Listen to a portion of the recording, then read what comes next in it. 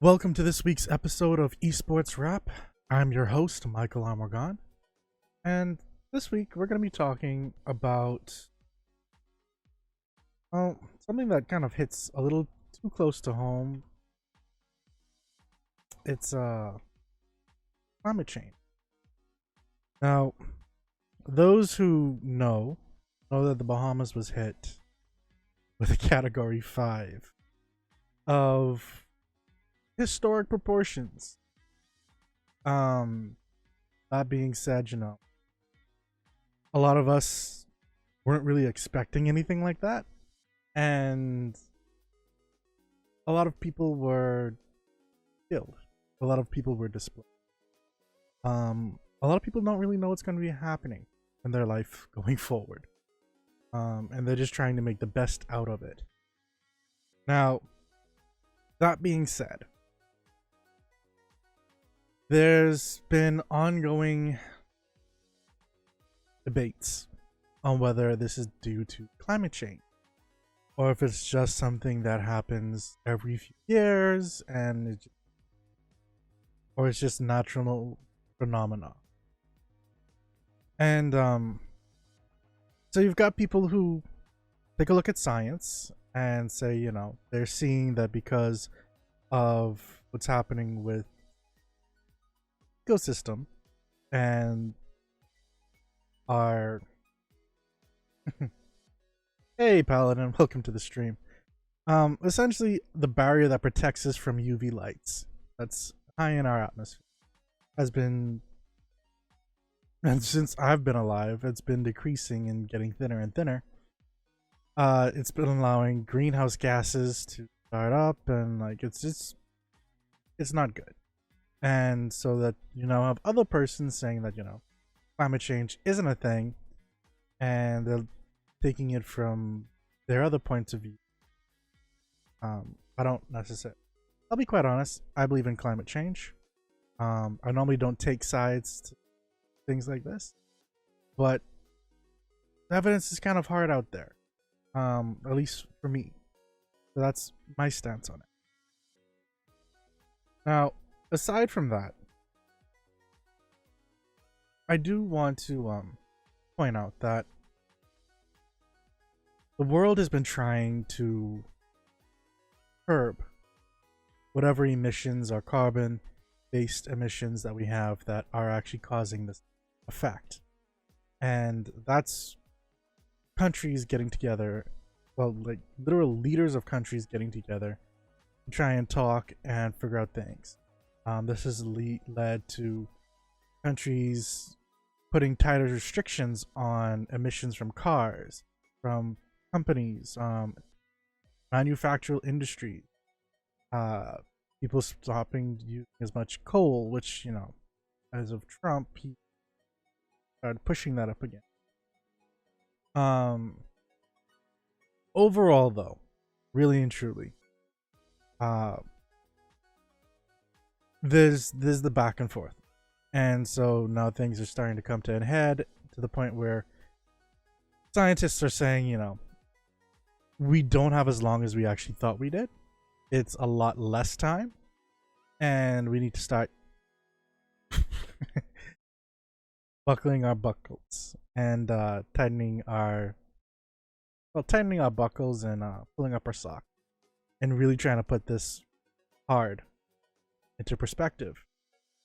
That being said, we as gamers, and this is where the esports and gaming element of stuff really starts to push into,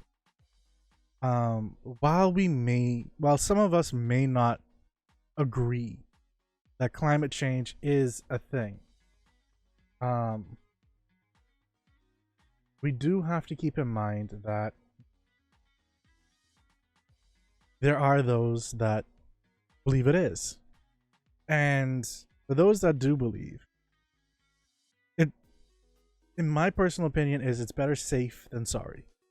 And since there are scientists that say climate change is a thing, and they're giving evidence towards that fact, then what we might as well start working toward reducing our carbon footprint. And that's where green energy comes from, really and truly. That's where Go Green really comes from, where, you know, getting rid of paper usage as much, relying more on solar, wind, water, and alternative energies. Things like that really start to come into effect. Now, when it comes to gaming, it's been said that we actually use quite a lot of energy when it comes to games. And research have actually done by Lawrence Berkeley National Laboratory apparently have set up a special gaming lab to measure how much energy gamers can. Found that globally, PC gamers, and key thing, it's actually just people, use about 75 billion kilowatt hours a year. That's about as much to power 25 power plants. That's a lot of energy. That's legit a lot of energy. And that's not including consoles. That's not including data centers, since, you know, cloud seems to be the way that a lot of companies are taking a look at with Google Stadia, with Xbox and PS4 seeming like they might be using some of that type of technology. There's also the fact that the UN, or the United Nations, actually just this past Monday, so yesterday, as of the time I'm doing the show, which would have been September 23rd, 2019, actually had a meeting. And this is where the meme that you might have been seeing going about the 16-year-old girl standing up and talking about renewable energy and stuff like that, and everyone ganging up. Because this is something that kind of happened yesterday when a 16-year-old girl went up and spoke about going green and, you know, renewable energies and what could happen, because she took it upon, well, I don't know how exactly it happened, but she is now seen as the face of her generation when it comes to what's going to be happening with how we're going forward with energy for that generation. And she's saying we need to go green. Now, the reason why I also wanted to really and truly touch and talk about cloud computing as well as part of this is because an article that someone had shared with me earlier, I think it was earlier this week, last week, where they said that, you know, we have to start taking a look at climate. And it's something to start thinking about, and where most of the article was correct. We need to actually start taking a look at just how much energy we use as gamers. I didn't agree with the article in the fact of their use of a mention of Google Stadia, because I know Google has been actually doing. We'll get to that shortly.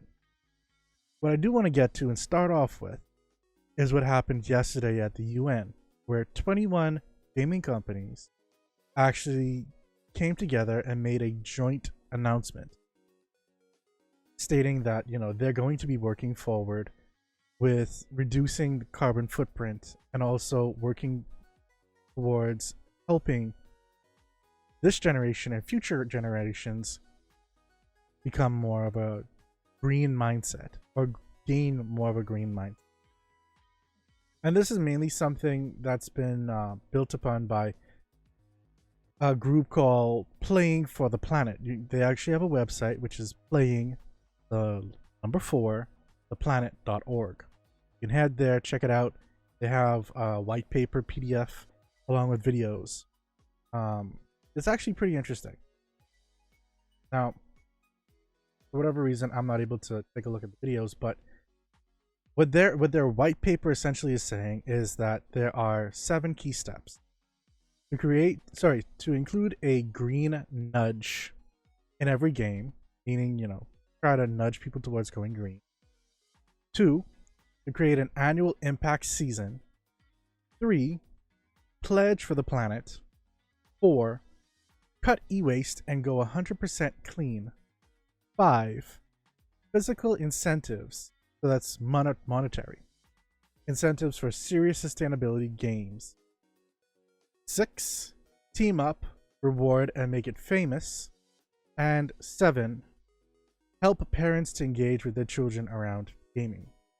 Now, they go into more detail about where they're really trying to go forward with this.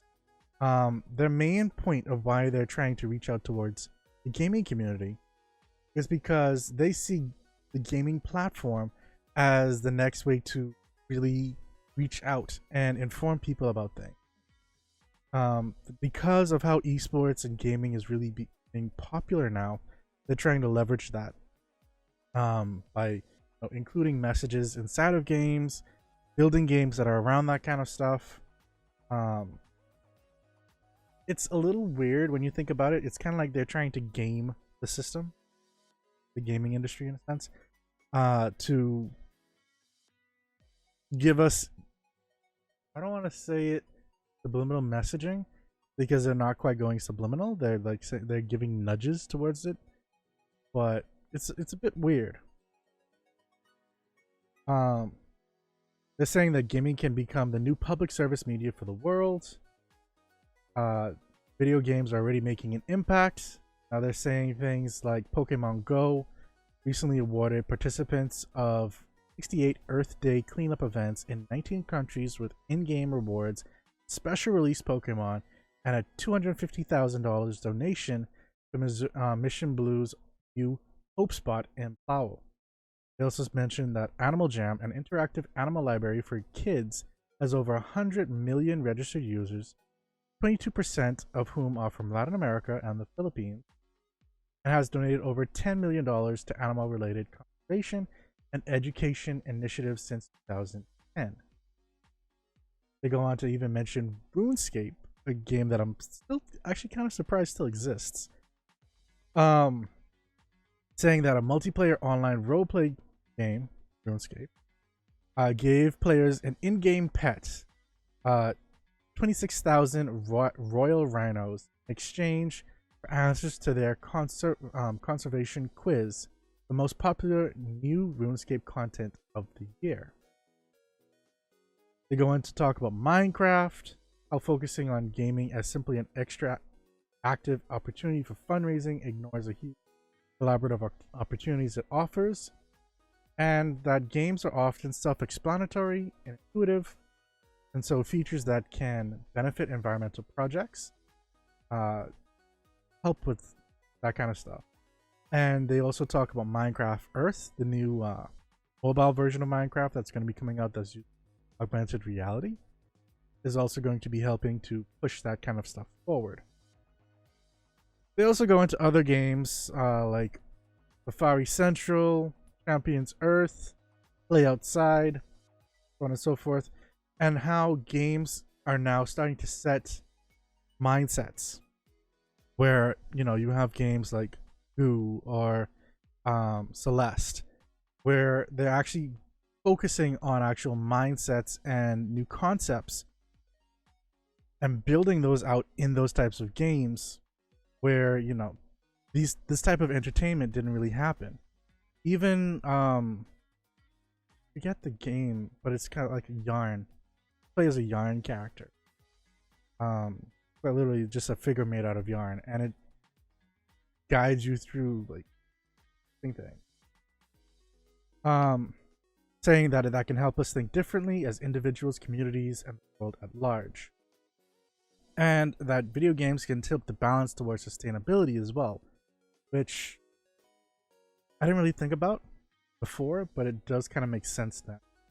Where they're mentioning that the potential for video games to bring about positive global change is yet to be tapped, but it can support a myriad of virtual communities, many of which can be used for good in the real world, and the use of in-game problem solving, collaboration, simulation, immersive educational experiences, and more. Even the New York Times front page feature, Fix It, Can You Stay Within the World's Carbon Budget, gave readers an interactive tool to explore 8,000 climate changing solutions. Now, all that's to say, They actually give some recommendations for those original 7 things that they wanted to talk on. But again, we have to go back to what happened yesterday. Now, like I mentioned, 21 gaming companies came to the UN and, they became part of Playing for the Planet Alliance. That being said, the companies that were there were Sony Interactive Entertainment, better known for their console system, PlayStation. They said that their new technology, well, let me say this a little bit differently, that they will unveil new progress and plans to utilize energy efficient technology, which is on track to avoid 29 million tons of CO2 emissions by 2030. So that's 2030. And to introduce new low power suspended modes for the next generation of PlayStation, so that's the PS5, to assess and report their carbon footprint and to educate and inspire the gaming community to take action for climate change. If we actually dig a little bit deeper into what PlayStation's saying, that's like a snippet of it that they actually have there. On PlayStation's blog, they actually go in to say that, with their suspended gameplay, much lower power consumption than the PS4, which they say is around 0.5 watts. If just 1 million users enable this feature, it would save equivalent to the average electricity of 1,000 US homes. From an operations point of view, they will complete a carbon footprint assessment of their gaming services and will report the energy efficiency measures they will deploy at their data centers, and that they're committed to informing consumers of energy efficient console setup, and that means the online systems that they use to play against other players. That's what their data centers are focusing on. So they're not focusing just on hardware or operations. They're working on sustainability, they're working on the data centers, they're working on a lot of other stuff. They're also mentioning that they have efficient technologies such as system-on-a-chip architecture integrating a high-performance graphics protector, die shrink, power scaling, and energy-saving modes such as suspend to RAM. They're estimating that carbon emissions that they have avoided to date already amount to about 16 million metric tons, increasing to 29 over the course of the next 10 years, as I mentioned earlier. Now, Microsoft will be doing some stuff as well. They're going to be announcing the expansion of its existing operational commitment to carbon neutrality, which was established back in 2012, into its devices and gaming network and gaming work.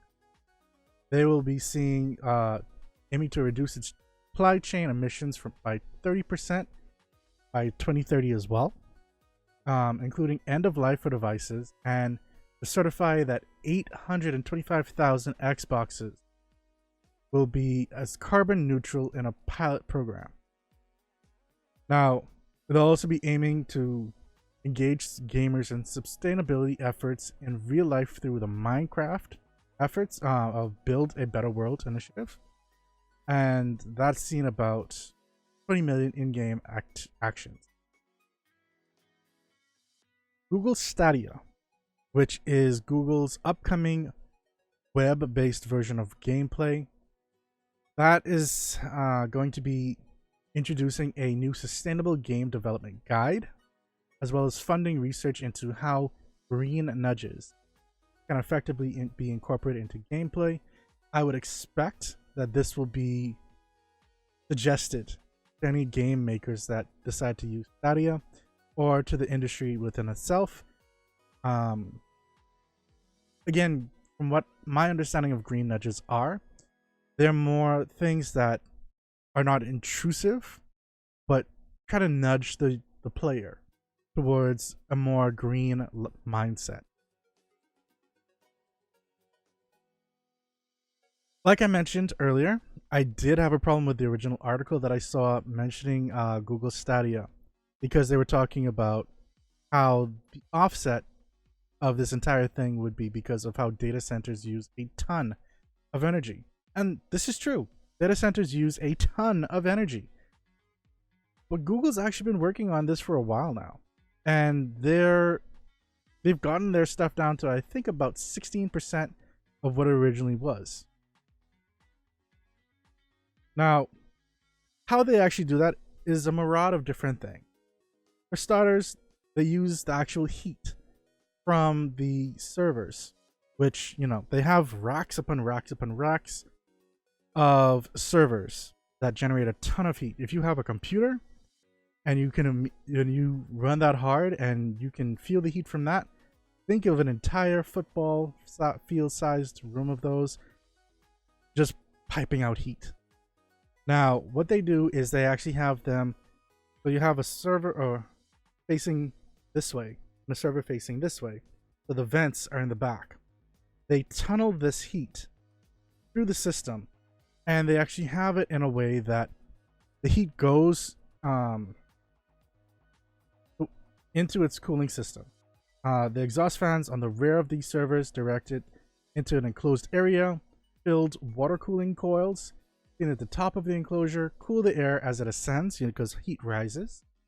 They have silver piping that's visible, which will carry the water to and from the cooling towers. And from there, they then use this energy to help power the data center. So they're using the heat, cooling the air at the same time, using that cooling energy, cool the data center, provide energy, and so it's quite literally reusing the same energy that it's actually generating.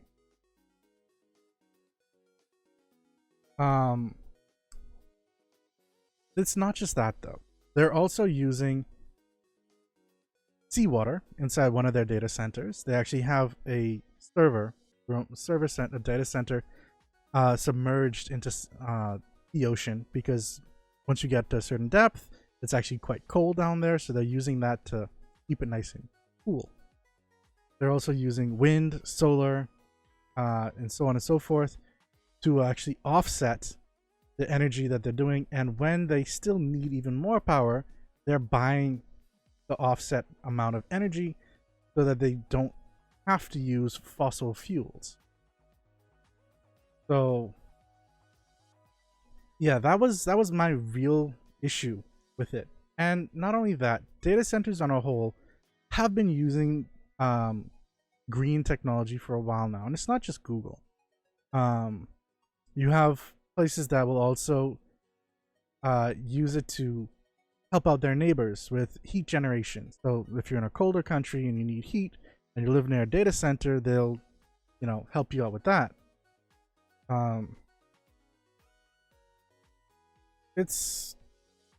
They'll use it for greenhouses. There's a lot of interesting ways that they actually go about it, and I do suggest people to actually take a look at that. Supercell, a company that's better well known, and yes, I'm moving along now, for their Clash of Clans, for Brawl Stars, for Clash Royale, will offset its entire footprint of their community. That means that with your use that you're using their game and generating the energy and using the energy and stuff like that, charging your phone and using up whatever diesel fuels that you might be using from your power company, they're going to be doing whatever they can to offset that from their side. Rovio, better known for Angry Birds, is going to be offsetting the carbon impact of their players' charging devices as well. Tybo, better known for Subway Surfer, and Space Ape for Fastlane, will be offsetting 200% of their studio and their gamers' mobile energy use. There'll be guidance documents will assist other companies take similar actions that they're going to be working.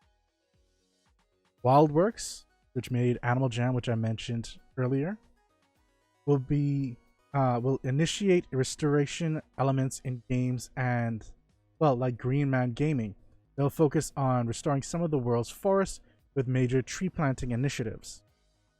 Ubisoft will develop in-game green themes and will source materials from eco-friendly factories, and Sports Interactive will eliminate 20 tons of packaging by switching from plastic to a recycled alternative for all future Football Manager releases.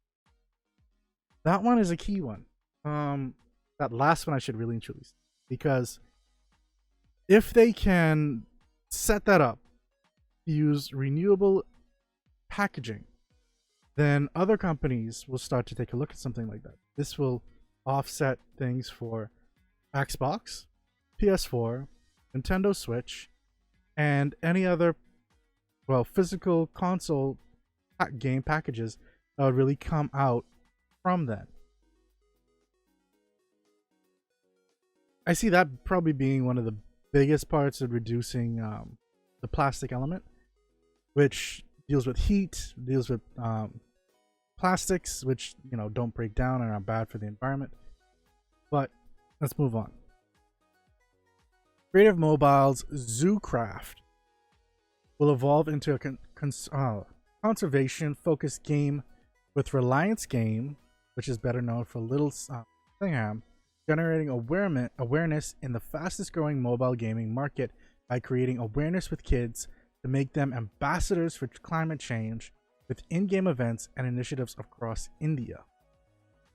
Now, for those that don't know, India is one of the biggest markets and populations in the world.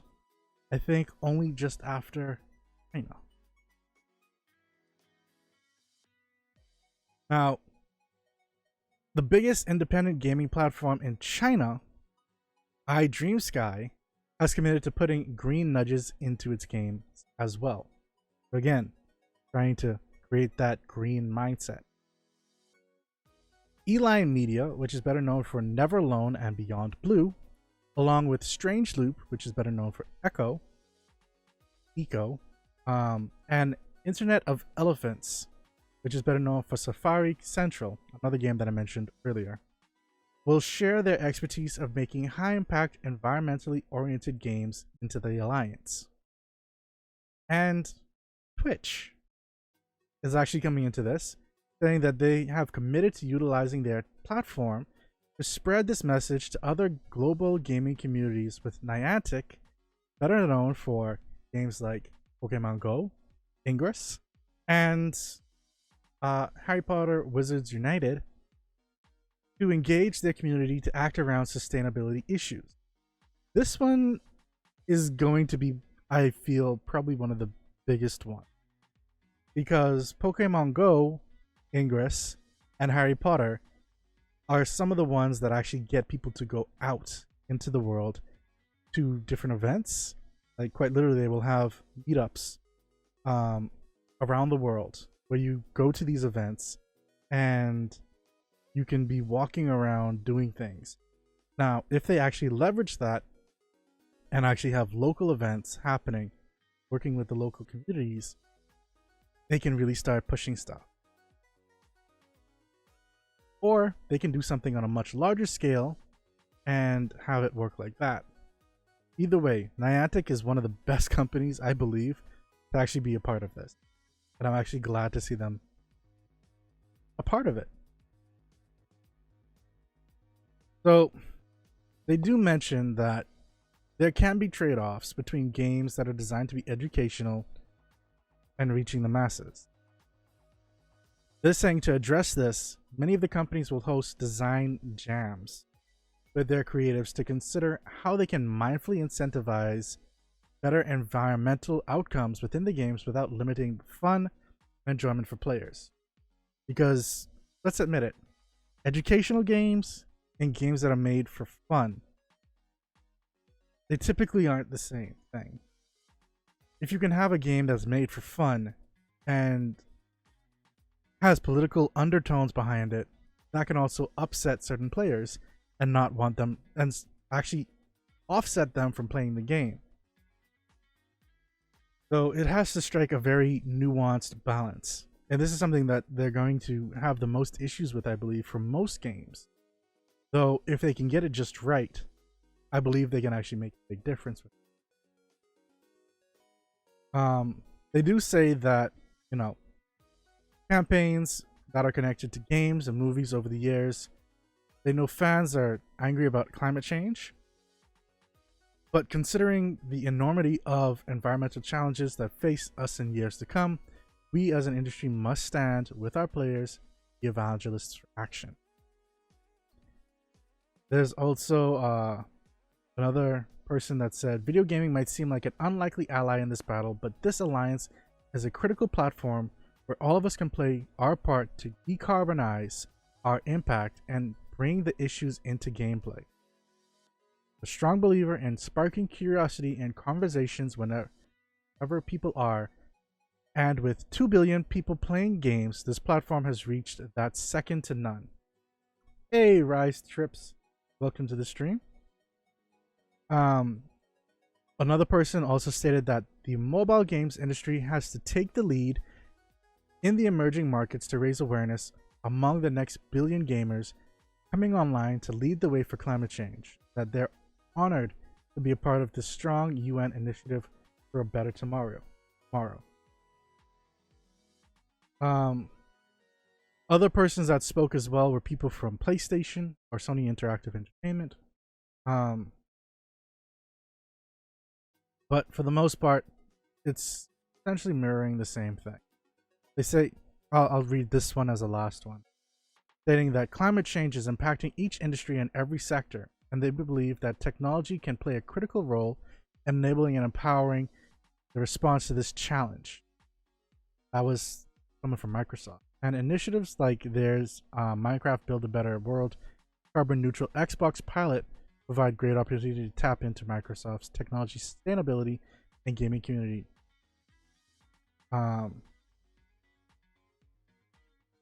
But yeah, honestly, it's going to take time. They have their goals for a number of them already set to as far as 2030. Scientists don't believe we may have as long as that before we really start to see changes. They're actually expecting it with 7 years.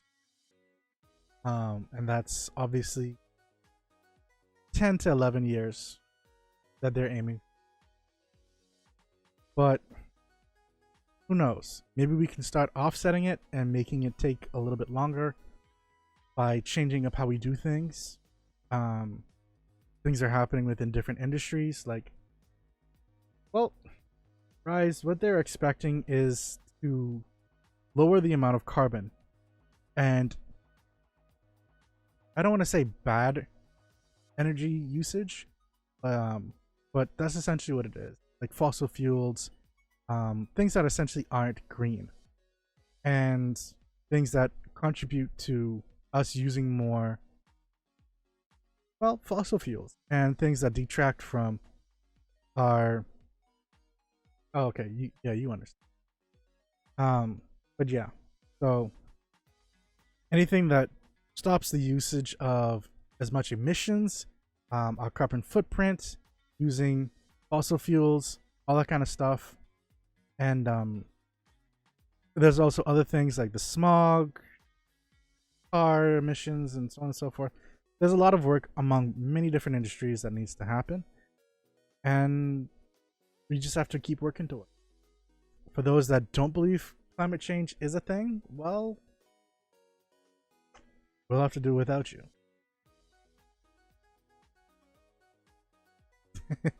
There's not much else to it. But I do hope that you change your minds. And hopefully this isn't a 7-year thing.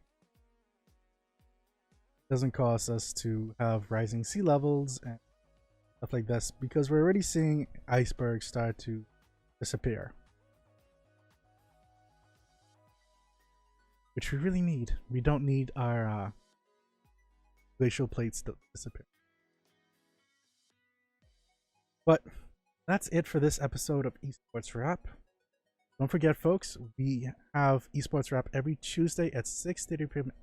Standard Time. Our sister show, MOAR Tech, is on every Thursday at 6:30 p.m. Standard Time. If you'd like to join our Discord and have a conversation about this kind of stuff, or even just be a part of the conversation, sorry about that, right? Feel free to jump into our Discord. The link should be below. And if you're, thank you for following Rise. Now, if you're a Bahamian gamer or otaku as well, we have a Discord server just for that as well. Take a look there as well. If you missed any part of this episode, don't worry. It's gonna be on YouTube. It's gonna be youtube.com/MOAR cookies. Or you can check out our website at moarcookies.com.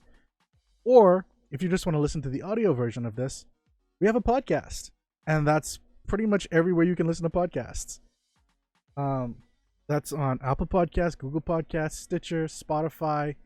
Yeah, the only place we're still not on is SoundCloud. And that's bad on me. I need to work on that. But yeah, until next time, guys. This is MOAR Cookies and Esports Wrap. Keep it cool.